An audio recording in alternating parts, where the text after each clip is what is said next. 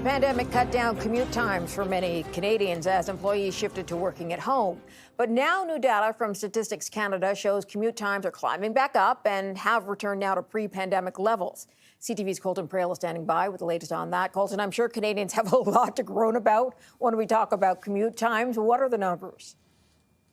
Absolutely. People have already been feeling and sensing this shift, this very much the confirmation of that. In the pandemic, they were saving about 2.5 minutes on average in their commute, but we have seen that climb back to 2016 levels. The longest commutes in the country, certainly not going to surprise anyone. Toronto is right up there, but the Golden Horseshoe as well plays a very significant role here. Oshawa, Barrie, Hamilton, all among the leading commute times on average in the country, all of them over 30 minutes on average. Vancouver is the only other major city to join them in that. Montreal right behind at about 29 minutes on average as far as their commutes go. Across the country, you're looking at about 26 minutes. That rings true for most major cities. Calgary, Edmonton, Ottawa, Quebec, all in and about that same sort of time frame.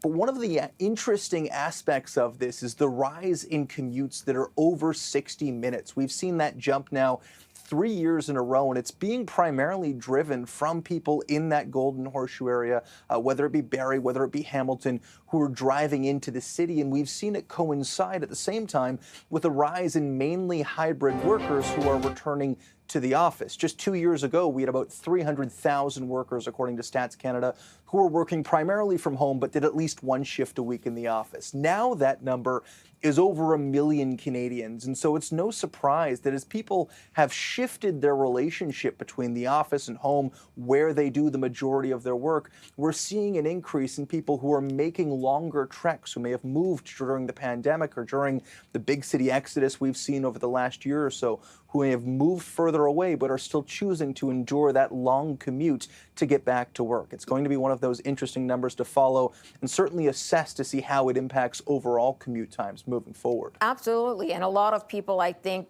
we just have more people on the roads.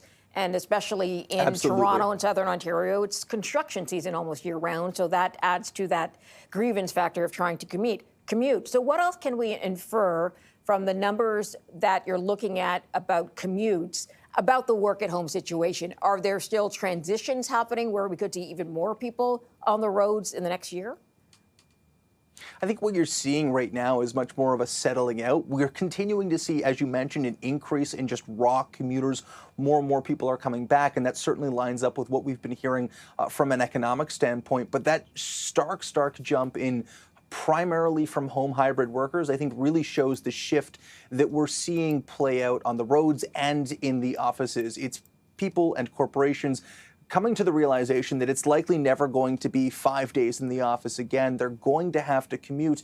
And so we're starting to see that really significant shift in the number of people who aren't commuting as frequently, but are doing it enough to ensure that traffic times have now gone back to the way things were. Things aren't necessarily getting worse, even as we have more commuters, but we are back to, essentially the maximum capacity that the roadways can endure without adding overall backups. One interesting aspect that's worth pointing out in all of this, though, is public transit, because even as we have more people going back in the office, more commuters in general, we still haven't seen the return of public transit to pre-pandemic levels. It's about 89% of the way there. Very significant. That's the highest it's been since the pandemic, but it speaks to the fact that there is room for growth in that area. Now, some of the challenges are, of course, that public transit takes longer, but when you think about, the price of gas right now, the cost of parking in big cities, it is perhaps noteworthy, certainly for municipalities and transit services, that they haven't been able to capitalize on this return to office